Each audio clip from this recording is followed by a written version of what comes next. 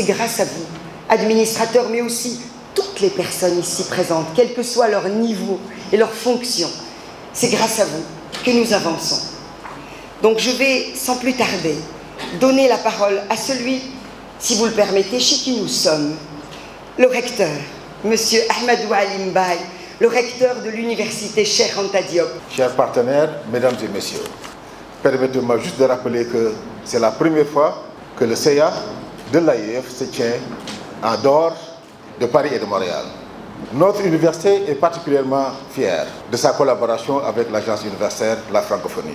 Il nous appuie sur la base de nos demandes, sur la base de nos aspirations. Et maintenant, l'AIF nous aide dans notre programme d'insertion de diplômés et de développement de l'entrepreneuriat parmi nos diplômés. En Afrique, les aspirants à l'emploi augmentent en nombre et sont très nombreux, et les disponibilités d'emploi décents sont très limitées. Si on prend le cas du Sénégal, la population en âge de travailler, c'est 9 millions. Les gens qui sont dans des emplois décents ne font même pas 5%. La situation dans les universités est plus compliquée. Dans les universités, le taux de chômage dépasse les 30%. La raison est très simple. Nos diplômés aspirent à des emplois décents. C'est pour cela que nous avons des dispositifs qui viendront compléter le centre d'employabilité. Je parlerai en particulier des incubateurs. Il y aura aussi des accélérateurs. Les accélérateurs permettront d'appuyer les entreprises, les initiatives entrepreneuriales qui concernent les personnes vulnérables en dehors de nos universités, parce que le mandat de l'université, c'est également l'appui à la société. Le thème que vous abordez, c'est l'avenir de nos pays. Quand on a eu la Coupe d'Afrique il y a 2 semaines, les jeunes qui étaient sortis, on était à la fois heureux, mais un peu effrayés par le nombre de jeunes. Et moi, à chaque fois que je quitte l'université, que je passe dans ce couloir qu'on appelle couloir de la mort, et que je vois les étudiants, toujours j'ai une question qui me revient. Que va-t-on faire de toute cette jeunesse et de tous ces jeunes? L'avenir de cette jeunesse se pose. Et je sais que le travail que vous êtes en train de faire est une réponse, le recteur l'a si bien montré, une réponse incontournable à cette problématique de l'employabilité, de l'emploi des jeunes. Quand je suis arrivé à la direction générale de la recherche et de l'innovation, j'ai été particulièrement impressionné par 2 choses. La première, ce sont les centres de recherche et d'essai. Il y en a 23 dans ce pays. Vous en avez visité M. le recteur et cher Ouida.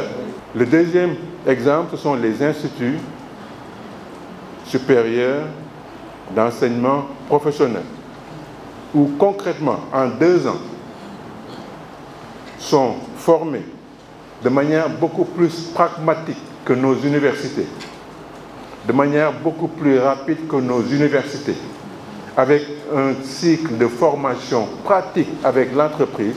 Au bout de 2 ans, si ce centre les aide à développer leur esprit entrepreneurial, nous avons là un vivier qui doit monter en puissance et mettre à la disposition de nos pays de plus en plus des ressources humaines de haute facture, parce que l'université, l'AIF, les ayant encadrés pour être des outils concrets de développement.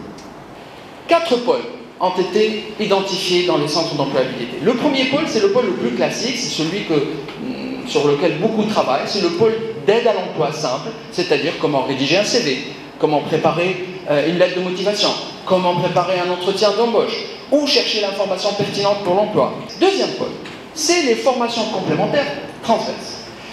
C'est-à-dire qu'aujourd'hui, les compétences qui sont demandées à nos jeunes sont souvent pas pour l'emploi, sont souvent pas des compétences techniques, mais c'est plutôt le savoir-faire, le savoir-être. Le troisième pôle est un pôle un peu particulier parce que c'est un pôle qui coûte un peu d'argent, mais qui est absolument nécessaire aujourd'hui. C'est la certification professionnelle, qui est de plus en plus demandée par les entreprises, notamment les entreprises internationales, notamment si on veut faire de belles carrières à l'international. Dernier pôle, le quatrième. Lui, c'est le pôle peut-être le plus ambitieux.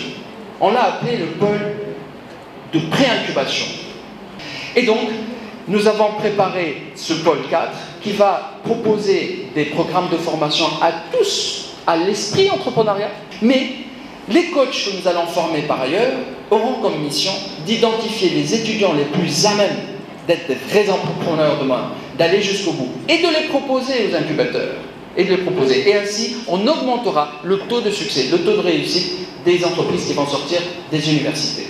Donc merci à toute la famille francophone d'être présente parmi nous et d'être venue marquer ce soutien qui est le vôtre à ce que nous entreprenons. Merci à toutes les ambassades, merci au ministère de son soutien, merci à l'ADER, l'ANPEJ, ceux qui portent les projets de Monsieur le Président de la République pour l'employabilité. Vous faites beaucoup, beaucoup de choses au Sénégal. Et nous aurons besoin de votre expertise, de la façon dont vous menez déjà donc tout ce travail sur l'employabilité. On a besoin de s'insérer avec vous, modestement, dans ce que vous faites. Donc merci à vous tous, et Monsieur le Président, Monsieur le Recteur, et chers invités, allons inaugurer, si vous voulez bien, ce centre d'employabilité.